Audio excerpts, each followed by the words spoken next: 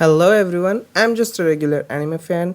Sorry, I am late with the review of chapter 1108 of One Piece. But the chapter is finally here, and this chapter is more mind blowing than you think. And believe me, a certain someone's decision might affect the entire series. Yeah, that one is Caribou. Caribou is going to hand over important information to Blackbeard, which might potentially destroy the entire One Piece world. So without delay, let's start the video.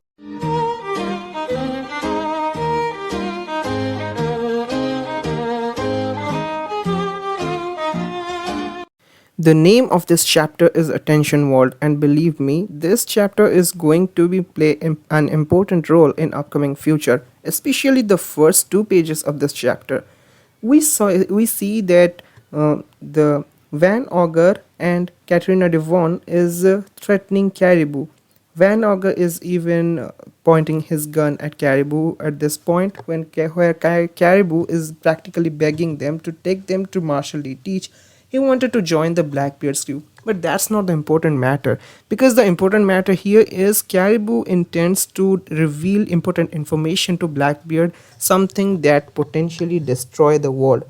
We all know what kind of man Blackbeard is, and we know that he will do anything to achieve his goals. Blackbeard will literally backstab you in your heart, saying that I love you if he wants something from you. And that with that kind of man, we can't never really trust some important informations like the location of two ancient weapons that Caribou is going to give. If Blackbeard got those information, then I can confidently say that our Straw Hats, our protagonists, are going to face a major obstacle in their path in the series. And with that, those weapons in the hand of Blackbeard, I don't think that Emu can be considered as the greatest threat as of now. But still, it's just a speculation, and I think that if Van Augur makes his decision to take Caribou with him, then we are in trouble. Really, no, Straw Hat's actually in trouble. That thing aside, there are other things going on in this chapter, and the most satisfying moment in this chapter is Kuma destroying all those the pacifistas destroying all those marine ships. Why? Because there are other things that are satisfying, like Luffy grabbing Kizaru and Saturn with his palm. But those things aside, this panel actually is my favorite panel because Marines are actually getting back what they dearly deserve. Here is also there's a also a disturbing panel where a Marine Vice Admiral is intending to kill Bonnie, a 12-year-old girl. I can't believe that they're this much evil, but we have been always told that Marine are good, bad guys in the series, so I think this actually suits their image. Over time, we have seen that Marines are nothing more than dogs of world government. Actually, most of the Marines are nothing more than the dogs of world government. Whomever the world government would point, the Marines will bite. But I was actually relieved when Bonnie is saved by Dory and Broggy, and I have to say that Dory and Broggy's smile is really something in this chapter. Now that I think about it, they have always been smiling. Back in Elbaf, back in around 1,000 chapters ago, they were also smiling, and it's really actually an irony when you think about it. Bonnie is smiling. Bonnie is a child, and Dory and Broggy were fighting for 100 years because of a child. But that thing aside, now we know that Bonnie is finally safe. She is with the giant warriors, and I don't think that Marines have the balls to sneak into the ship of the giant warriors and actually kill her. But still, now it's confirmed that Bonnie can control all the pacifistas, and she is now the prime target of the world government. One thing I was expecting from this chapter is some progression with the fight between Zoro and Lucy. I was waiting for that, but it's unfortunate that this chapter actually didn't get anything about that. But I am patient and I am waiting for something between Zoro and Lucy. Actually, I want to see that fight more, but let's see what happens in the next chapter. But here, actually, what we thought, Sanji didn't get his glow up moment after he kicked away Kizaru's attack. we are expecting something like Sanji versus Kizaru and Luffy versus Saturn, but here my man Luffy is taking both the guy at the same time. No, I'm not talking about something else. He's holding Kizaru with his one hand and holding Saturn with his other, and this panel is really cool. And for the first time we saw Luffy in serious mode. I mean, Luffy is serious in his other modes, but when it comes to Gear 5, Luffy is never serious. He's like laughing and taking everything like a joke.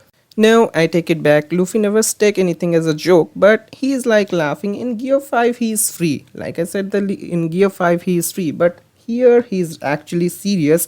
When Saturn first tried to impel Vegapunk, and Kizaru finally impelled Vegapunk with his like the donut move. Yeah, the famous donut move of Akainu. Here is Kizaru using a sword, but it's the same donut move nonetheless. But that thing aside, Luffy is really angry now and he's holding both Saturn and Kizaru. But here's another thing, that Luffy is serious, but that's one thing. But here's another thing I want to tell you, that there's no way I'm letting to escape you, right? Actually, till now, the Straw Hats, along with Luffy, are the one who is about to escape. But now the board is completely reversed. The pieces have changed their position, and we are seeing that now actually the one who is in trouble is the people from world government, including the one of the five elders, Saint Saturn and Kizaru. But here is another most important thing that's actually funny. In previous chapter, Vegapunk said that if he move, he will die, and we are speculating that Vegapunk might die. But here, Luffy is not giving a shit about that. Luffy is telling Sanji to get the hell out of here, including apple grams, taking apple grams with you, and there's no way that he's breaking a promise with the old man here. And Vegapunk is actually moaning with pain while Sanji is taking him away. But the point with the panel with Vegapunk is, actually have to admit that it's really brutal, and I don't think Vegapunk will survive. Hear me why. Like when Whitebeard died, he had his final moments. He declared the entire world that yeah, One Piece is real, One Piece exists, and that line was really epic. And here is the name of the chapter is Attention World, and Vegapunk is going to reveal something, anything. I don't know what he's going to reveal. Is up to Oda Sensei how he will draw the next chapter, but I think this is going to be very important, whatever it is going to be revealed, like the name of the ancient kingdom, or something about Emu, something secret about the Void Century. Whatever it is going to be, it's gonna actually shake the entire world. Okay, let's see. There's another thing here that I want to share. Here I think there's a theory that the five elders might not have been completely human. They have given up they have given up their humanity. And Sanji is then in this chapter actually confirmed that. He told that there's a look in his eyes like he has given up completely on his pretense of looking human. Not exactly looking. In One Piece, Oda Sensei is known as the god of foreshadowing, and I think this is a foreshadowing that Emu 2 might not actually be a human. But it's actually my theory, and I don't know about it. So let's see. We have to wait for next chapter. So we have to read the entire series to find out actually Emu is a human or not.